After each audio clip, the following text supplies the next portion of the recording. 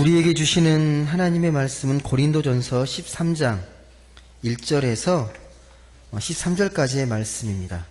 고린도전서 13장 1절부터 13절까지 말씀을 같이 보도록 하겠습니다.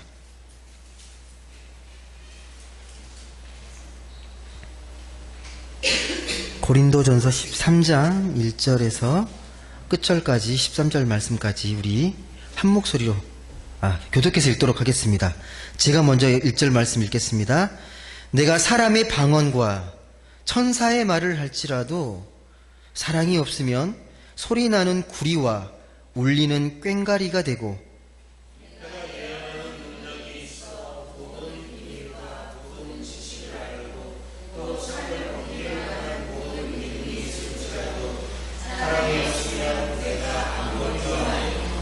내가 내게 있는 모든 것으로 구제하고 또 내 몸을 불사르게 내줄지라도 사랑이 없으면 내게 아무 유익이 없느니라.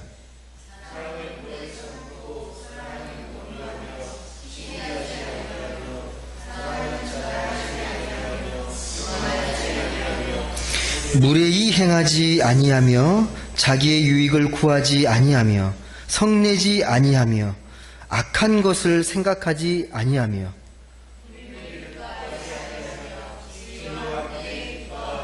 모든 것을 참으며 모든 것을 믿으며 모든 것을 바라며 모든 것을 견디느니라.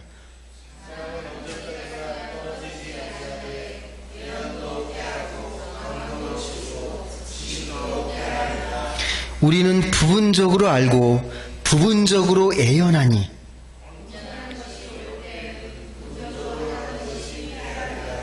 내가 어렸을 때에는 말하는 것이 어린아이와 같고 깨닫는 것이 어린아이와 같고 생각하는 것이 어린아이와 같다가 장성한 사람이 되어서는 어린아이의 일을 버렸노라.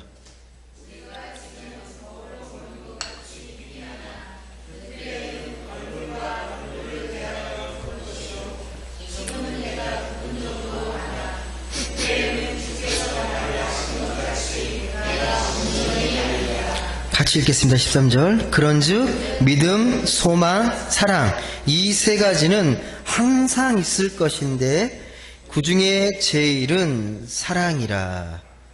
아멘. 네, 오늘 하나님의 이름은 사랑입니다 라는 제목으로 같이 말씀을 나누도록 하겠습니다. 워낙 유명한 말씀인데요. 요즘 젊은 연인들 또 부부들을 보면 사랑이라는 말을 되게 많이 잘 씁니다. 사랑해요라는 말 잘 이렇게 주고받는 것 같습니다. 문자로도 이렇게 사랑을 이렇게 주고받는데 그 핸드폰 보시면 그 이모티콘이 너무 발달돼 가지고요 사랑의 표현이 너무 다양해요. 근데 어떤 걸 보면 손발이 오그라들 정도의 그 표현들이 이모티콘이 있습니다. 예. 여러분은 사랑 표현 잘 하십니까? 어떻게 남편에게, 아내에게, 자녀에게 또 사랑하는 사람들에게 사랑해요라는 이런 말들을 좀 잘 쓰시는 편이세요? 예. 사랑하는 여인뿐만 아니라 아들이 딸에게 또 아들에게 또 아들이 아빠에게 또 엄마에게 사랑해요라는 말들 이런 표현들은 참 좋은 표현입니다. 아무리 상투적이라 그래도요 이런 말을 들으면 기분 나쁠 사람이 없습니다. 들으면 들을수록 마음이 따뜻해지는 게 사실입니다. 가능하면 자주 표현하는 게 좋습니다. 사랑한다는 말. 이건 제가 한 말이 아니고 교육학자들이나 심리학자들도요 이 사랑이라는 말이 주는 그 힘이 있기 때문에 사랑이라는 말을 자주 하라고 그렇게 권면합니다. 저는 솔직히 입에 잘 붙지 않아 가지고요 사랑한다는 말 잘 못합니다. 예. 가끔씩 설교하다가 사랑하는 성도 여러분 이렇게 제가 쓰는데 잘 못하는 편인 것 같습니다. 진짜 사랑인데 여러분 뭐라고 생각하십니까? 사랑은 우리가 많이 이야기하는데 진짜 사랑 우리가 그 노래나 대중가요 가사도 보면요 사랑이라는 주제의 노래가 대다수입니다. 사랑을 주제로 많이 노래를 하거든요. 사랑도 많이 정의 내리고 예. 혹시 사랑에 대한 정의 중에 가장 좀 나에게 맞는 정의가 있습니까? 사랑? 그 노래를 보면요 현철이 불렀던 사랑은 얄미운 나비인가 봐. 예를 들면 또 사랑은 창밖의 빗물 같아요. 사랑은 타버린 불꽃. 다 옛날 노래들인데 사랑은 바보들의 이야기다. 뭐 여러 가지 이야기 있어요. 근데 그 가사들을 잘 보시면요, 사랑이 이루어지지 않는 걸 이야기합니다.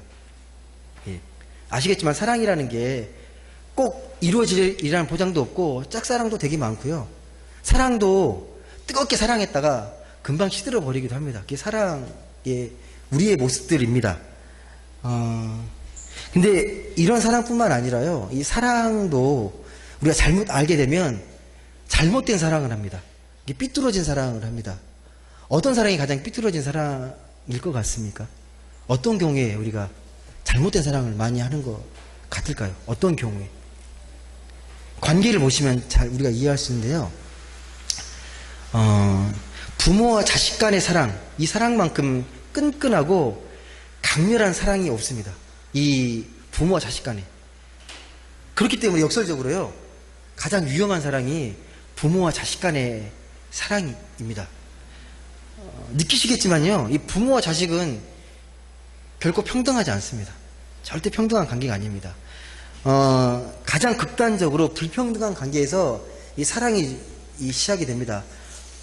아시겠지만 아이들 어렸을 때요, 부모가 일방적으로 통제하잖아요. 종속시키잖아요. 사랑이라는 이름으로 부모가 자식을 사랑한다는 명분으로 이 삶의 방식을 강요합니다. 그러다 보면 알게 모르게요, 꼭 보이는 폭력이 아니라 무언의 폭력들이 되게 많습니다. 나중에 커서도 그러잖아요. 커서도 결혼할 때도 그 결혼을 반대하면서 내가 너를 사랑하기 때문에 너를 반대하는 거라고 그렇게 표현하지 않습니까? 너 잘 되라고 하는 거라고. 그러면서 네 사랑이 틀리지 않았다는 것을 이렇게 변호합니다. 요즘 젊은 부모님들은 교육에 관심이 정말 많거든요. 하루 아침 일어나서 잠자리 들 때까지 시간표를 짜요. 백이 빽빽합니다. 어떻게 살까 싶을 정도로 빽빽하게 짭니다. 아마 이렇게 하면서도요, 부모들은 그럴 거예요. 자식을 사랑하니까 내가 이렇게 하고 있다라고. 그렇게 믿을 겁니다. 진짜 사랑이 뭔지를 우리가 알 필요가 있습니다. 정말 그게 사랑인지. 제가 신대원 들어갔을 때 읽었던 책이 한 권 있는데요. 이 책은 신학생들이라면 거의 읽은 책들이에요. 어떤 책이냐면요, 에릭 프롬이 쓴 사랑의 기술이라는 책입니다. The Art of Love라는 책인데요. 뭔 내용이냐면 사랑이 뭐냐, 사랑의 본질을 이렇게 분석하고 연구한 책인데요. 정신분석학적으로 분석한 책이에요. 그러면서 이 책이 말하는 요지는 뭐냐면 사랑도 배워야 한다. 사랑도 훈련해야 진짜 사랑이 가능하다라는 말입니다. 주로 뭐로 설명하냐면요, 사랑이라는 말을 우리가 전에 말했던 헬라어 단어로, 그 단어를 가지고 사랑을 설명하고 분석합니다. 헬라 사람들은 제가 그랬죠. 사랑이라는 표현을 한 가지로 쓰지 않는다고. 아가페아의 사랑을 말하고, 필리아 사랑을 말하고, 에로스를 말하고, 스톨게를 말한다고. 이게 다 구별하십니까 혹시? 에로스는 아시겠지만 남녀 간의 이성적인 사랑을 말할 때 에로스 사랑을 말하는 거고, 필로스는 우정입니다. 동등한 관계의 우정. 그리고 스톨게의 사랑은 뭐죠? 가족 간의 사랑입니다. 부모, 자식 이렇게 가족 간의 사랑들. 이 아가페 사랑이 그걸 뛰어넘는 사랑이죠. 원수도 사랑할 수 있고 모든 관계 조건을 뛰어넘는 사랑. 이게 아가페 사랑입니다. 근데 그 사랑의 기술이라는 이 책에서 전제를 뭘로 달고 있냐면요, 사랑은 평등해야 된다는 거예요. 위계질서가 아니라, 내가 부모가 자식보다 더 위에 있기 때문에 사랑하는 게 아니라 평등한 필리아적 사랑이 출발이 돼야 된다고 말합니다. 동등해야 된다고. 평등한 관계가 되어야 진짜 사랑이 이루어진다고. 그러면서 그 관계에서 사랑을 훈련해야 된다고 말합니다. 반드시 훈련해야 된다고. 예를 들면요, 피아니스트가 훌륭한 피아니스트 되려면 어떻게 해야 됩니까? 타고나야 되기도 하지만 열심히 연습해야 되잖아요. 손가락 연습도 하고 열심히 연습하고. 그리고 이걸로 끝나는 게 아니에요. 정말 훌륭한 예술가가 되려면요, 예술적 안목을 키워야 됩니다. 피아노 이것만 두들기고 있다고 피아니스트가 되는 게 아니거든요. 예술적인 안목이 되게 중요합니다. 이렇듯 사랑도 일종의 예술가도 같습니다. 정말 사랑을 잘하려면요, 훈련이 필요합니다. 훈련. 제대로 된 훈련, 교육이 필요합니다. 어렸을 때 사랑을 듬뿍 받고 자란 아이가요, 사랑을 나눌 줄 알고 사랑을 베풀 줄 압니다. 이건 통계적으로 나와 있습니다. 가정이 정서적으로 안정된 아이들이요, 성장이 돼서 어른이 되어서 사회에 나가서도요, 사랑을 많이 베풀 줄 알고 사랑을 나눌 줄 아는 그런 아이로 자라게 됩니다. 그래서 그런 의미에서 가족끼리 이 사랑한다는 말을 잘 쓰는 것, 정말 중요한 것 같습니다. 그렇다면 성경에서는 사랑을 뭐라고 이야기합니까? 오늘 읽었지만 사랑을 뭐라고 말합니까? 사랑하면 우리가 찾게 되는 말씀이 고린도전서 13장입니다. 그래서 사랑장이라고 그러잖아요. 사랑장. 예, 사랑장. 아마도 이 말씀은 교회 안 다니는 사람도 알 거예요. 뭐 노래도 만들어져 있으니까 그만큼 되게 유명한 구절입니다. 누구나 아는 구절입니다. 근데 이 말씀을 얼마나 여러분 제대로 잘 이해하고 알고 계십니까? 사랑에 대해서 되게 자세하게 아름다운 필체로 써져 있지만 이 사랑이 얼마나 나의 사랑으로, 내 사랑으로 잘 이해하고 소화하고 있습니까? 한번 1절 한번 보세요. 다시 한번 1절 말씀 잘 이해하고 계신지. 뭐로 시작합니까? 첫 절의 말씀이 내가 사람의 방언과 천사의 말을 할지라도 사랑이 없으면 소리나는 구리와 울리는 꽹과리가 되고 라고 시작합니다. 어떻게 끝납니까? 이렇게 시작을 하고요. 마지막 끝은 어떻게 말씀을 맺습니까? 13절에 그런즉 믿음, 소망, 사랑 이 세 가지는 항상 있을 것인데 그 중에 제일은 사랑이다. 이렇게 말합니다. 중간에 사랑에 대해서 자세하게 이제 표현되어 있잖아요. 사랑이 무엇이고 사랑은 어때야 되고 쭉 나와 있습니다. 아마 연애 편지 쓸 때 여기 운영하면 되게 훌륭한 문구들이 되게 많이 나오고, 이 고린도전서 13장 말씀을 사랑은 오래 참고 온유하고 시기하지 아니하고 자랑하지 아니하고 교만하지 아니하고, 얼마나 감동적입니까? 근데 여러분 이 말씀을 읽으면서 잘 받아들여지십니까? 이 사랑에 대해서 이렇게 잘 설명이 돼 있고 잘 나와 있는데요, 어떠세요? 여러분은 이 사랑이 여러분에게 어떻게 잘 특별히 어려움 없이 받아들여지십니까? 저 이 말씀을 읽을 때마다 위축이 돼요. 주눅이 들거든요. 왜? 저렇게 못 살아야 되니까. 예. 내가 감당할 수 있는 삶의 수준이 아니라는 생각이 들 때가 있습니다. 이런 사랑의 내용들을 보게 되면요. 그렇기 때문에 내가 누군가로부터 뭐 상처를 받거나 뭐 속상한 일을 겪어도 이 말씀을 많이 떠올리잖아요. 그래, 내가 하나님 믿는 사람인데 참아야지, 온유해져야지. 그러면서 자기를 많이 달랩니다. 근데 오래 못 가요. 금방금방 또 그 마음이, 사랑의 마음들이 사라집니다. 불쑥불쑥이 미워하는 마음들이요, 다시 또 튀어오릅니다. 그게 우리의 모습입니다. 정말 숭고하고 아름다운 말이지만요, 우리의 수준과는 정말 멀어 보입니다. 이 말씀이요. 현실성이 없고 너무 좀 어떻게 보면 이상적인 사랑의 모습들이 아닐까, 그런 생각이 들 수 있는 그런 말입니다. 고린도전서 오늘 읽었던 13장 1절에서 3절까지 말씀만 잘 보시면요, 은사에 대한 이야기입니다. 은사. 예. 사람의 방언을 하고 천사의 말하는 거 은사이고요, 예언하는 능력, 모든 비밀과 모든 지식, 이 모든 것들이요, 은사에 대한 이야기입니다. 방언하고 천사의 말하는 거 얼마나 대단합니까? 해보셨어요? 방언하시고 천사의 말 해보셨습니까? 얼마나 대단합니까? 하지만 사랑이 없으면 아무것도 아니라고 표현하네요. 이게 아무리 훌륭하고 위대해 보여도 사랑이 없게 되면 소리나는 구리가 되고 꽹과리, 예, 아무리 좋은 악기라도 그 순간 사라져 버리는 거라는 거예요. 영원하지 않고 사랑이 되지 않는다는 말입니다. 여러분, 근데 이 말씀을 왜 했냐면요, 당시 고린도 교회에서 이 방언이 있고 이런 천사의 말을 하고 이게 고린도 교회에 있었던 일이 아니에요. 다른 이방 종교에서도 이런 일이 벌어졌습니다. 방언하는 일들이 벌어집니다. 네가 아무리 천사의 말을 하고 방언한다 치더라도 너희가 사랑 없이 이것을 하게 되면 이방 종교랑 다를 게 없다라는 말씀입니다. 진정한 믿음의 말씀, 이 사랑의 말씀이 아니라는 겁니다. 그래서 사랑이 없으면 방언도 유익하지 못하다는 말을 하고 있는 것입니다. 근데 아무 유익이 없다라고 말합니다. 이게 뭐죠? 모든 것으로 구제하고 모든 것을 희생한다.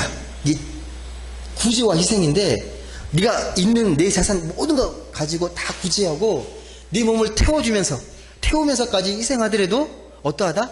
뭐가 없으면? 사랑이 없으면 유익하지 않다라는 말씀입니다. 솔직히 생각해 보세요. 내 모든 것을 내주고 구제하고 내 모든 것을 아낌없이 줄 만한 그런 희생이면 사랑을 증명할 만한 거 아닙니까?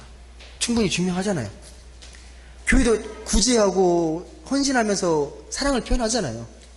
근데 이것마저도 사랑이 없으면 아무것도 아니라고 그렇게 말을 합니다.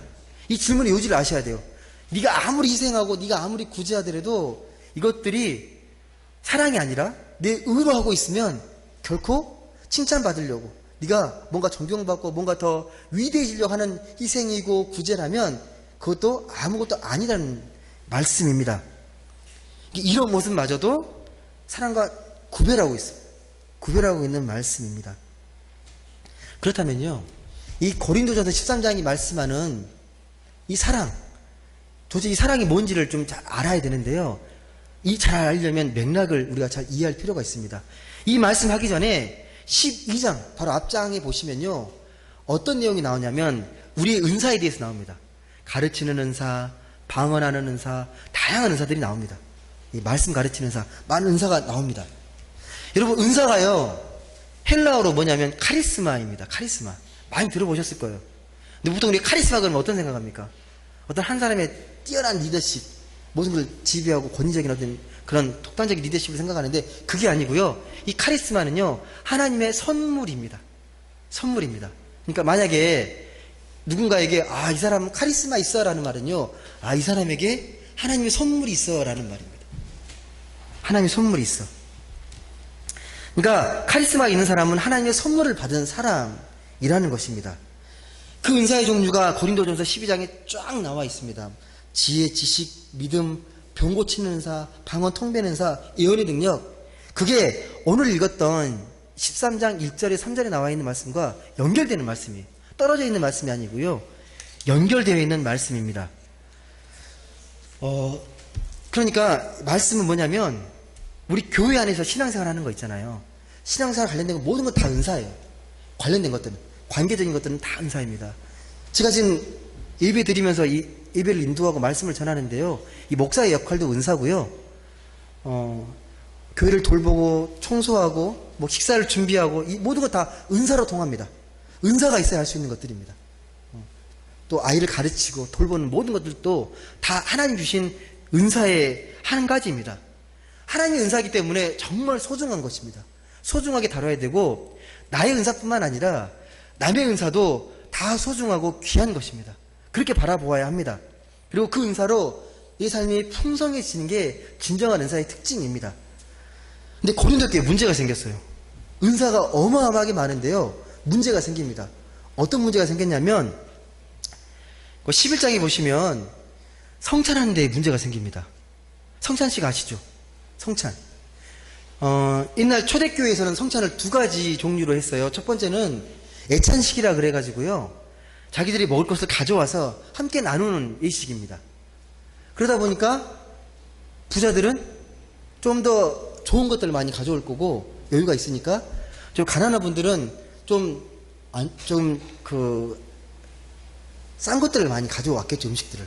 근데 문제는 뭐냐면 그것들을 갖고 와서 잘 공동체 안에 잘 나눠 먹으면 되는데 부자들이 먼저 먹어버려요. 가난한 사람들은 오면 먹을 게 없어요. 그걸로 인해 되게 소외받고 상처를 심각하게 받았던 것 같습니다. 그걸 성경이 지적할 정도면요, 엄청 큰 문제였습니다. 또 한 가지는 세례받은 사람들이 참여하는 그런 성찬식이 있었습니다. 이 두 가지였는데 문제는 예찬식에서 문제가 생긴 거예요. 함께 나누지 못하고 구별되는 거죠. 부자, 가난한 사람, 이 구별됐던 게 문제가 되었던 것입니다. 그래서 이 고린도의 말씀을 보면요, 그걸 책망합니다. 가난한 사람들을 부끄럽게 하지 말라고 책망하는 말씀이 나옵니다. 오히려 가난한 사람들이 하나님 나라에 더 요긴하고 더 중요한 지체다. 그리고 서로 분쟁 없이 잘 돌봐야 될 그리스도의 한 몸이다라는 것을 되게 많이 강조합니다. 예. 자꾸 그런 현상들이 벌어지니까 하나님의 이름으로 모였는데 자꾸 자기들끼리만 모이는 거예요. 자기 편한 사람들끼리 모여서 자기들끼리 먹고 그래 끝내버려요. 배려하지 않는 거죠. 그걸 경계하면서 말씀하는 게 이 고린도 전서의 말씀입니다. 근데 여러분 오해하시면 안 돼요. 그렇다고 해서 이 고린도 교회 성도들이 뭐 의식이 떨어지거나 수준 낮는 성도들이 아닙니다.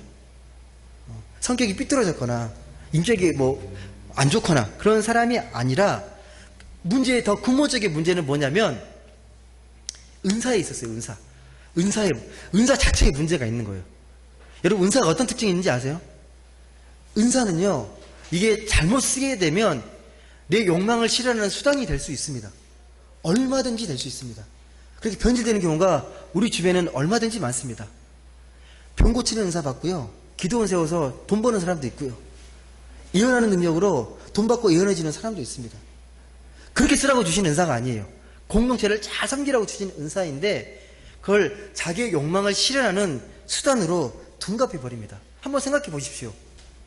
정말 신비스러운 말을 하고 설득력 있는 그런 말씀의 은사가 있어요. 그리고 예언하고 또 진짜 강렬한 믿음이 있습니다. 이런 믿음이 있는 사람들을, 이런 믿음의 그런 은사가 있는 사람들 정말 귀하고 소중하잖아요. 존중해 줄만 하잖아요. 그런데 이것들을 잘못 사용하게 되면 그런 내 욕망의 수단으로 얼마든지 전락할 수 있다라는 겁니다. 교회가 왜 분쟁이 생깁니까? 교회 그냥 다니면 아무 문제 안 생겨요. 예배 드리고 뭐 그냥 끝나면 열심히 은사를 가지고 열심히 믿다가 많이 분쟁이 생깁니다. 열심히 잘 믿다가 믿음이 좋다고 생각하면서 벌어진 일들이 되게 많습니다. 거기서 갈등이 많이 생깁니다. 물론 다툼이 있다고 무조건 잘못된 건 아니에요. 복음적인 생각을 갖고 하나님의 이 말씀을 가지고 잘못된 게 있으면 얼마든지 건의하고 고치고 논의하고 논쟁해야 됩니다. 하지만 그렇지 못할 경우에가 문제가 됩니다. 제가 이 말하면 되게 목사님들이 싫어할 수 있는데요, 조심스럽게 제 말씀을 드릴게요. 교회 안에 문제가 생겼을 때 가장 흔히 목사들이 하는 반론이 있습니다. 어떤 반론이냐면 나보다 교회를 더 생각하는 사람이 누가 있어? 24시간 교회 생각하는 사람 나야 라고 해서 생각을 닫아버림.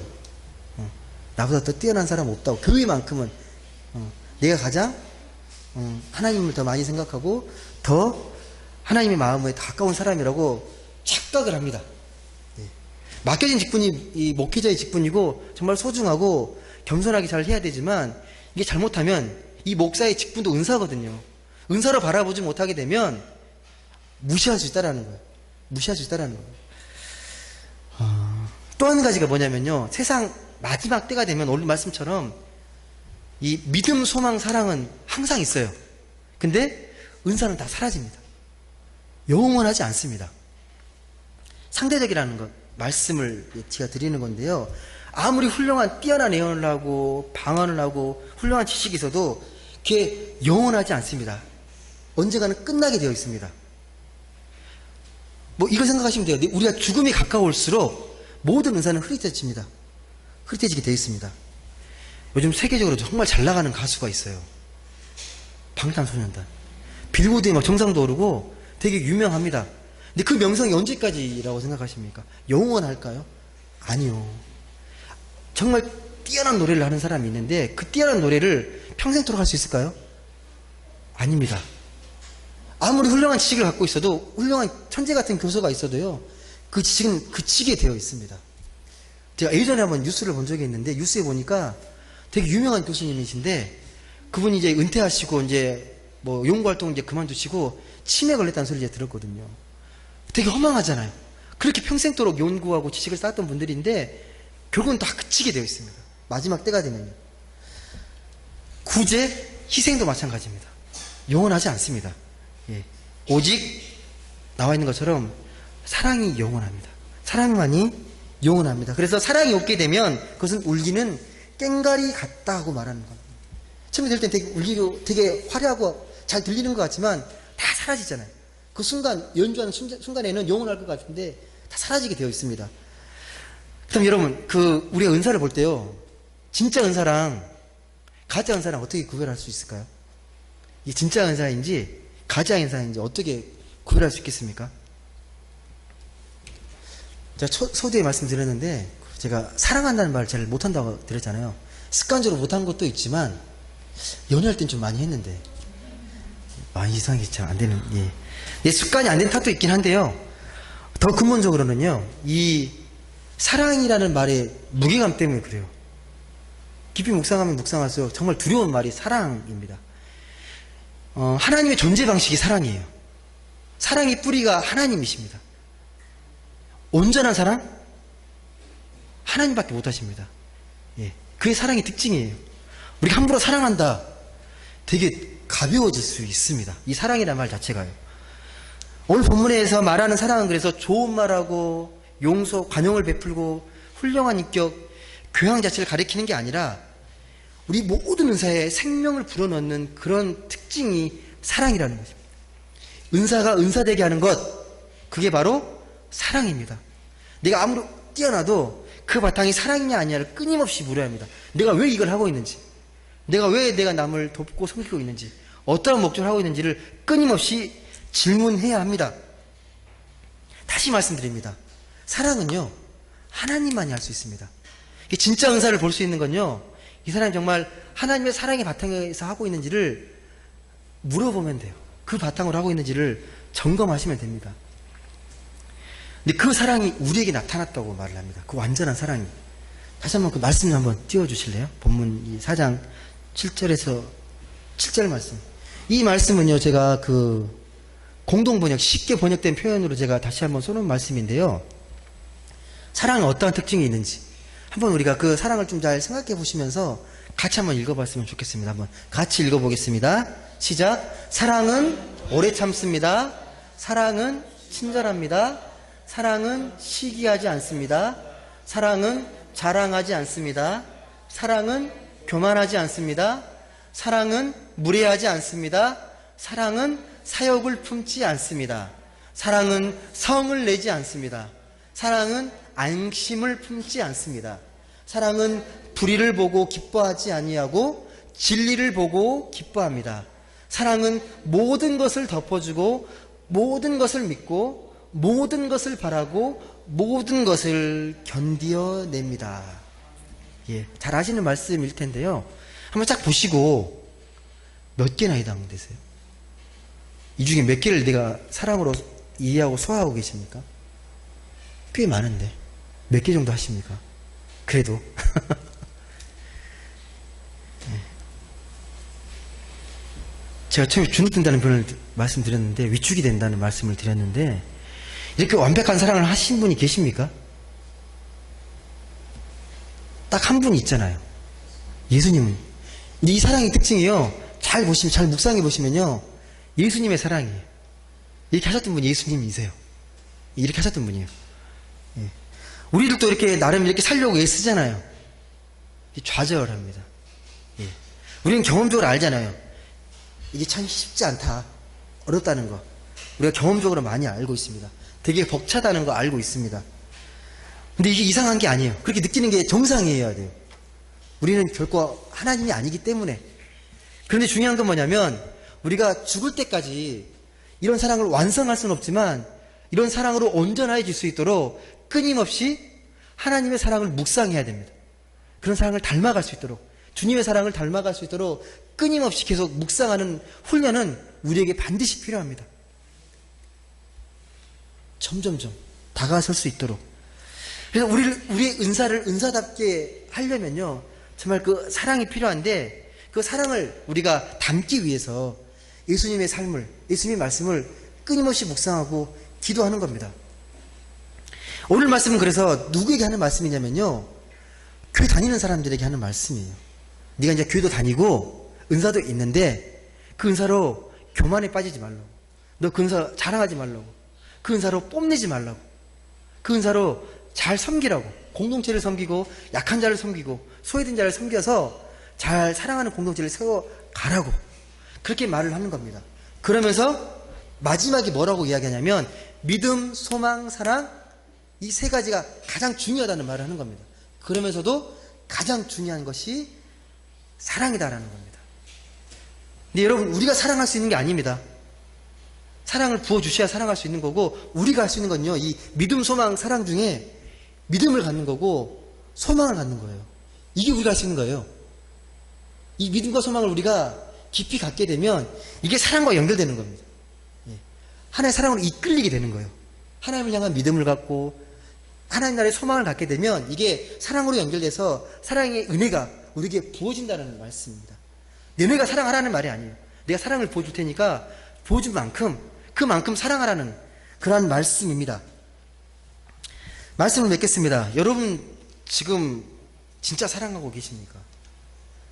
나름 열심히 사랑하고 계신다고 저는 믿습니다. 하지만 더 온전한 사랑, 진짜 사랑을 했으면 좋겠습니다. 그 사랑의 능력이 한번 휩싸여보면 얼마나 좋겠습니까? 그 하나의 사랑이 덧입혀서 우리는 사랑을 구해야 합니다. 사랑이 본질이기 때문에, 우리 신앙의 본질이기 때문에 계속해서 사랑을 구해야 합니다. 제가 매일 기도할 때마다 드리는 기도 제목이 꼭 있어요. 제가 그래도 목사다 보니까 말씀을 잘 보고 이해할 수 있는 질을 되게 많이 구합니다. 하나님의 말씀을 잘 볼 수 있는 영적인 안목. 그리고 또 한 가지가 뭐냐면요, 사랑의 은사예요.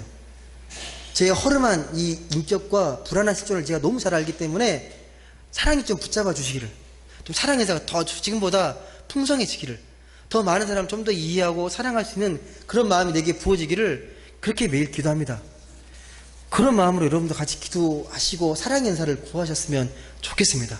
지금보다는 한 명이라도 더 사랑할 수 있는 마음, 좁은 사랑이 아니라 더 품을 수 있고 더 이 확장된 사랑을 할 수 있도록 이 사랑의 은사를 구할 수 있는 모든 분들이 되셨으면 좋겠습니다. 그래서 평생토록 이 하나님의 또 다른 이름이 사랑이잖아요. 그 사랑의 은혜로 내게 주신 은사를 행복으로 가꿀 줄 아는 그런 모든 분들 되시길 주님의 이름으로 간절히 소망합니다. 기도하겠습니다.